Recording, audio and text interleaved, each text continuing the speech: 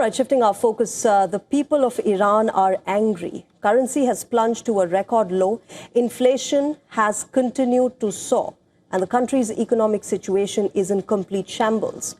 As Iran's clerical regime looks the other way, large protests have broken out. Cities like Tehran, Isfahan, Shiraz and Mashhad have all witnessed massive protests on Monday. They were the biggest since 2022, when 22-year-old Mahsa Amini died in police custody.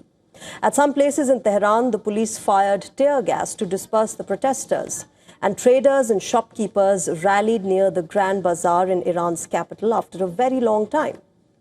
Why the Grand Bazaar? Well, the Grand Bazaar played a significant role in toppling Iran's Shah, Mohammad Reza Pahlavi, back in 1979. The bazaar merchants were traditionally supporters of the clergy as they catered to the lower middle class. They were angered by the Shah's harsh anti-inflation measures. Following this, they went on a strike for weeks in 1978 and provided financial help to anti-monarchy protesters. The strikes resulted in the crippling of Iranian economy, and eventually the pressure forced the Shah to flee Iran. Now, the current protests come in the backdrop of Iran's currency, which is the Rial, crashing to 1.42 million to the US dollar.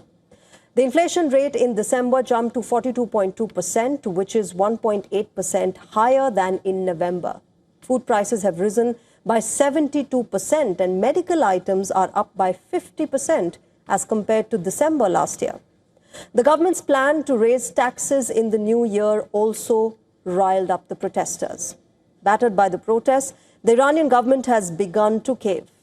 Mohammad Reza Pahlavi, the head of Iran's central bank, has resigned. Meanwhile, Iranian President Masoud Pezeshkian has adopted a conciliatory approach. Pezeshkian says that he has asked his interior minister to hold talks with the protesters and listen to their legitimate demands. He affirmed that the government will try to resolve the problems faced by the people. The Iranian president also hinted at a plan to reform the monetary system and protect the purchasing power of the citizens. Meanwhile, Iran's parliament speaker, Mohammad Bagher Ghalibaf, conceded that the people's concerns over economic hardships must be approved and addressed. He has also advocated for a dialogue with the protesters.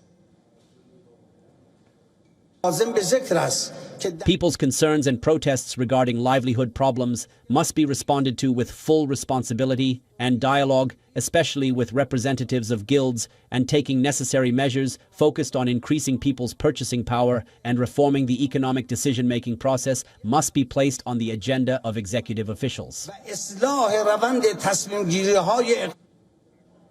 Remember, Ayatollah Khamenei's regime has also faced global rebuke. Taking to X, the U.S. ambassador to the UN, Mike Waltz, expressed solidarity with the protesting Iranians. He claimed that the people of Iran desire freedom.